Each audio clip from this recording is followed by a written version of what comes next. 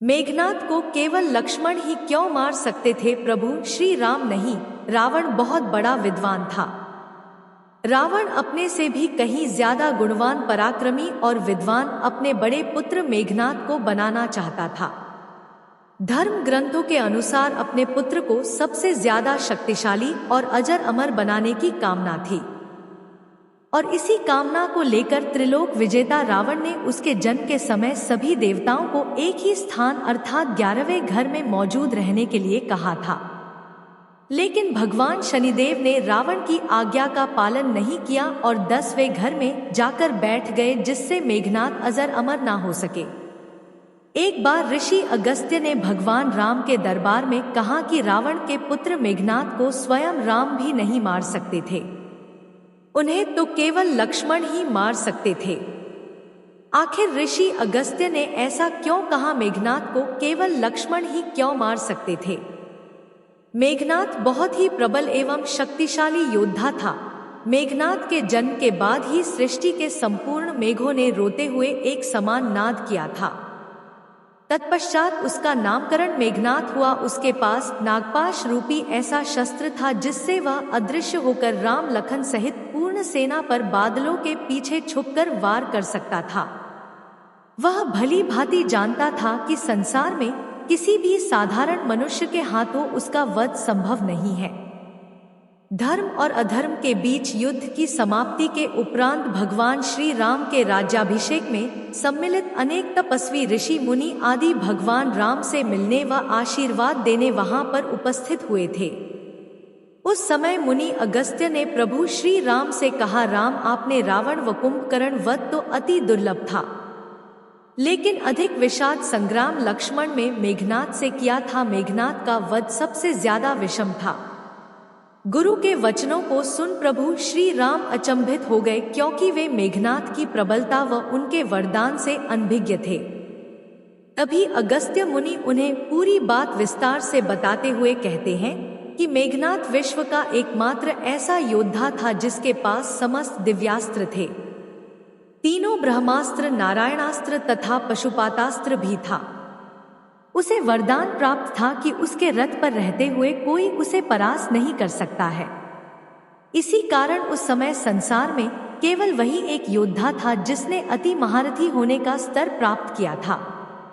उसने स्वयं भगवान रुद्र से युद्ध की शिक्षा प्राप्त की और समस्त शस्त्र प्राप्त किए। उसकी शिक्षा प्राप्त होते ही रुद्र ने स्वयं ही कहा कि उसे इस संसार में कोई पराजित नहीं कर सकता, किंतु उसका वध केवल लक्ष्मण के ही हाथों था।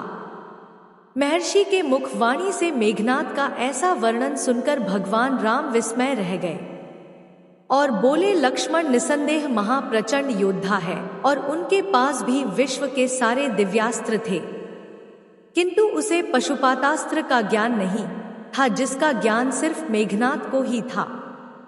फिर भी लक्ष्मण किस प्रकार मेघनाद का वध करने में सफल रहे? आप ऐसा क्यों कह रहे हैं कि केवल लक्ष्मण ही उसका वध कर सकते थे?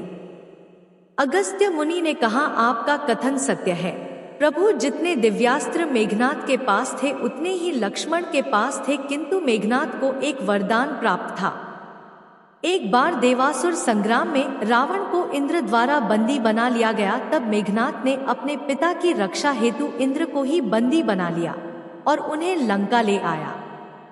इसीलिए मेघनाद को इंद्रजीत के नाम से भी जाना जाता है। जब इंद्र को मुक्त कराने के लिए ब्रह्मा जी उसके द्वार पर पधारे तो ब्रह्मा से उसने एक वरदान रूपी अपेक्षा पूर्ण करने को कहा और अपने प्राणों की रक्षा व अमर रहने हेतु उसने यह वरदान मांगा कि मुझे वही मार सकेगा जिसने 14 वर्षों तक ना तो भोजन ग्रहण किया हो, ना ही किसी स्त्री का मुख देखा हो और ना ही निद्रा का आहार ग्रहण किया हो, अर्थात 14 वर्षों तक सोया ना हो। उसके इस वरदान की मांग को पूर्ण कर ब्रह्मा जी ने इंद्रदेव को मेघनाद की कैद से मुक्ति प्रदान की। श्री राम बोले, मैं वनवास काल में 14 वर्षों तक नियमित रूप से लक्ष्मण के हिस्से का फल फूल देते थे। उन्होंने कहा कि मैं सीता के साथ एक कुटी में रहता था, बगल की कुटी में लक्ष्मण रहते थे। फिर सीता का मुख भी ना देखा हो और 14 वर्षों तक सोए ना हो, ऐसा कैसे संभव है? अगस्त्य मुनि सारी बात समझकर मुस्कुराए, प्रभु से कुछ छिपा है भला? प्रभु श्री राम को तो सब कुछ पता था। दरअसल सभी लोग सिर्फ श्री राम का ही गुणगान करते थे, लेकिन भगवान राम चाहते थे कि लक्ष्मण के तप और वीरता की चर्चा भी अयोध्या के घर घर में हो। अगस्त्य मुनि ने श्री राम से कहा कि क्यों ना लक्ष्मण जी से यह पूछ लिया जाए। लक्ष्मण जी आए तो राम जी लक्ष्मण जी से बोले, आपसे जो पूछा जाए उसे सच सच कहिए। प्रभु ने पूछा, हम तीनों 14 वर्षों तक साथ रहे, फिर तुम अपनी भाभी सीता का मुख कैसे नहीं देखे? फल दिए गए फिर भी अनाहार कैसे रहे? और 14 वर्षों तक सोए नहीं, यह कैसे हुआ? तब लक्ष्मण जी ने बताया, भ्राताश्री, जब हम भाभी को खोजते हुए ऋष्यमुख पर्वत पर गए तो सुग्रीव ने हमें उनके आभूषण दिखाकर पहचानने को कहा था। आपको ज्ञात होगा मैं उनके पैरों के आभूषण के अलावा कोई अन्य आभूषण नहीं पहचान पाया था, क्योंकि मैंने कभी भी माता सीता चरणों के ऊपर देखा ही नहीं। 14 वर्ष नहीं सोने के बारे में लक्ष्मण ने कहा कि आप और माता एक कुटिया में सोते थे, मैं रात भर बाहर धनुष पर बाण चढ़ाए पहरेदारी में खड़ा रहता था। निद्रा देवी ने मेरी आंखों पर पहरा करने की कोशिश की तो मैंने निद्रा को अपने बाण से भेद दिया था। निद्रा ने हारकर स्वीकार किया कि वह 14 साल तक मुझे स्पर्श नहीं करेगी, लेकिन जब श्री राम का अयोध्या में राज्याभिषेक होगा और मैं उनके पीछे सेवक की तरह छत्र लिए खड़ा रहूंगा, तब वह मुझे घेरेंगी। आपको याद होगा राज्याभिषेक के समय मेरे हाथ से छत्र गिर गया था। लक्ष्मण जी ने आगे बताया कि जब मैं जो फल फूल लाता था, आप फलों को 3 हिस्सों में बांट देते थे, एक भाग देकर आप मुझसे कहते थे, लक्ष्मण फल रख लो। आपने कभी फल खाने को नहीं कहा, फिर बिना आपकी आज्ञा के फल को कैसे खा सकता था, उन्हें संभाल कर रख दिया।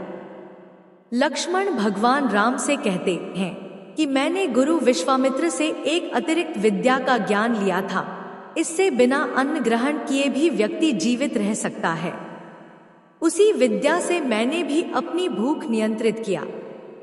लक्ष्मण ही ऐसे थे जो मेघनाद का वध कर सकते थे, क्योंकि वनवास के दौरान वह 14 वर्षों तक सोए नहीं थे।